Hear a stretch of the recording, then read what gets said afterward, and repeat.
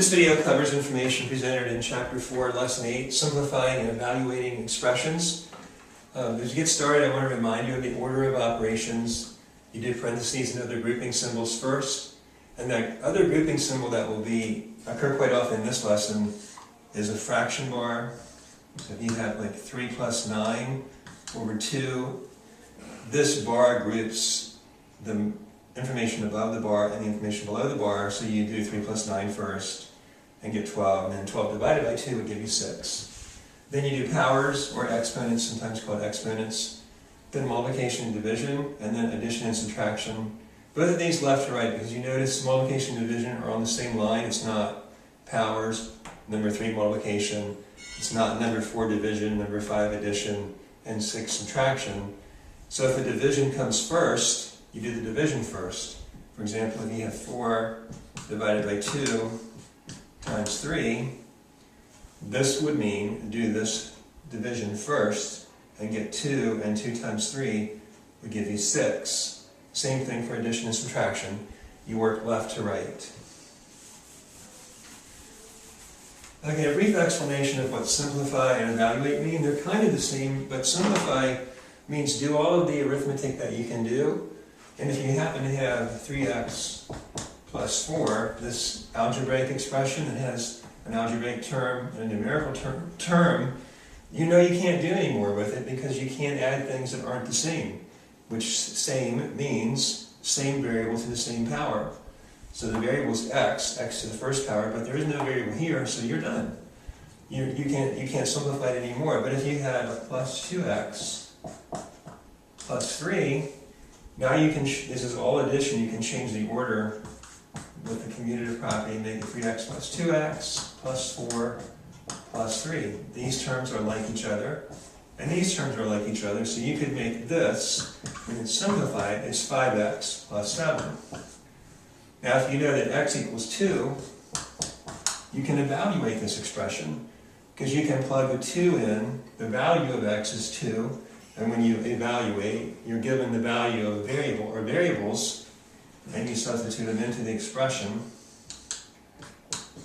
And here we would do the multiplication first. We get 10, and 10 plus 7 would give us 17. So in the first example, we were simplifying, but when we know the value of a variable, we can evaluate the expression. So they are slightly different. Simplify means do all the arithmetic you can do. Evaluate means there's some variables involved, and you know what they're worth. So you put the values in, and then you simplify. One of the, we had this in 7th grade, but it was pretty tricky. And that is, if you have a fraction in a numerator and another fraction in a denominator, this is called a complex fraction. It doesn't meet the definition of a fraction, because a fraction is a over b, where a and b are integers. But this is a fraction, not an integer. This is a fraction, not an integer. But this has a term, this means it has a word to describe it. It's called a complex fraction.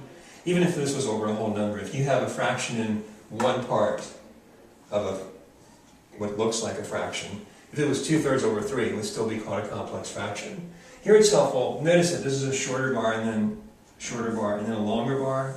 The longer bar can be interpreted as divided by. So this complex fraction is the same as 2/3 divided by 1/3. Now I want you to, before we finish this process, and the first step was rewrite the complex fraction as two fractions, one divided into the other. Think about what this means. It means how many times can you subtract 1/3 from 2/3, because division means repeated subtraction. So if you have 2/3 of something, it would look like this. How many 1/3s are in that picture? Here's 1/3 here, and here's another 1/3. So the answer, you could predict, the answer should be 2. But let's prove it. So we work through this first step, rewrite this complex fraction as a division problem. Next step, change division to multiplication of the reciprocal of 1/3. Then you're doing two sort of opposite things. The opposite of division is multiplication. And technically we don't really like to say the opposite of 1/3 is 0 over 1, because technically the opposite of 1/3 is negative 1/3. So the reciprocal, which is kind of suggests opposites, of 1/3 is 3 over 1. We can divide by 3 both numerator and denominator, and we get 2 times 1 over 1 times 1, which results in 2, which we anticipated would be the answer. Okay, so that's a sub-skill that you want to have in order to do some of the work that you're going to be practicing on this exercises today. I'm going to take the 2 example problems that are in your book in section 4.8. One of them says to simplify x plus 3/4 times 7/12 minus 2. And because in this one we're not going to know what x is, you're going to end up with a numerical value, because this will all be worked down to be one number. But we're not going to be able to do anything with the add x, because it's going to be, you just can't do it anymore, because you know you're going to end up with a variable and then a number. So we have an addition, multiplication, and a subtraction. And our rules say do the multiplication first. I can first of all reduce it to be 3 using the 3 one time and the 12 4 times. And I'm going to just kind of work down here. 1 times 7 is 7. And 4 times 4 is 16. Subtract 2. I'm going to make that 2 over 1. Now I can't combine things with subtraction or addition unless they're the same. So I have to find a common denominator between 16 and 1, which would be 16. So I'm going to have to change 2 over 1 to 16ths by multiplying by 16. So this is worth, you can kind of forget we're subtracting for a second, that's worth 32 over 16. This is x plus 7/16 minus 32/16. And I'm going to make this add the opposite. So I have a positive 7 and a negative 32, and their difference is negative 25. So it's x plus negative 25 over 16.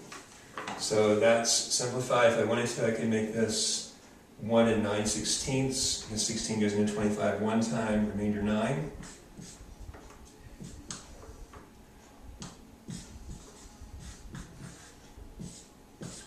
And if I wanted to, I could make it, I can kind of do the opposite of when we do keep, change, change. We can still do it, we can do it this way too. Keep, change, change, which is minus positive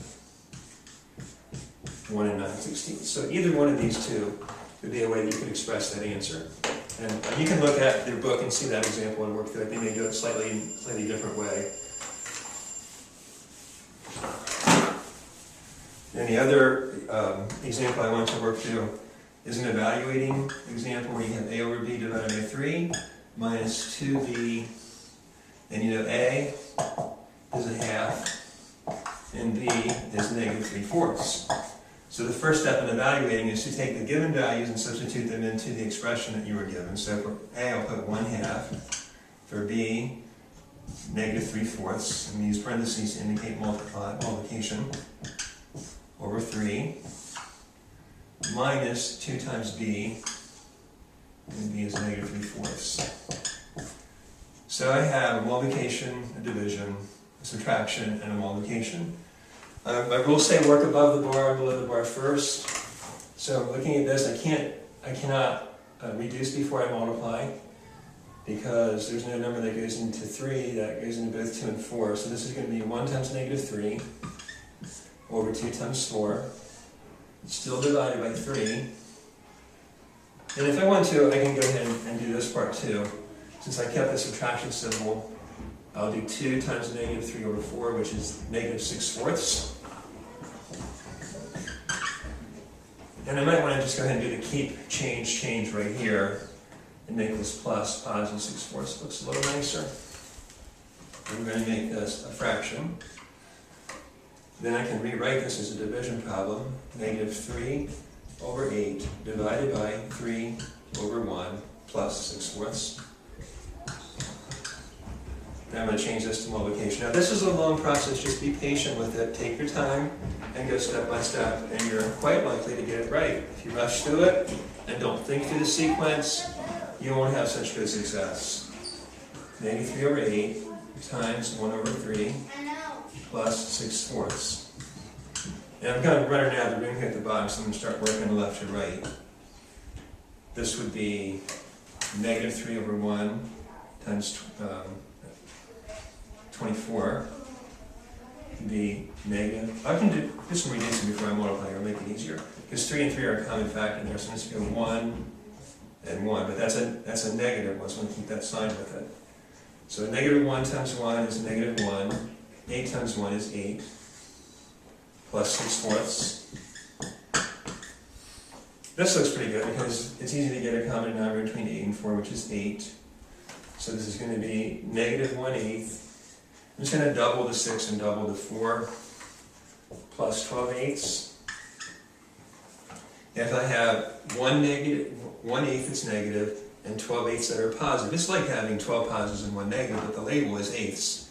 So that's going to be 11/8. And that would be 1 3/8. I can either leave it as 11/8 or make it 1 3/8. So you can look at those two examples in the book, kind of follow through them. Then we'll do some practice problems. They're all different, so just the more experience you can get and knowing that you're doing it the right way will help you out.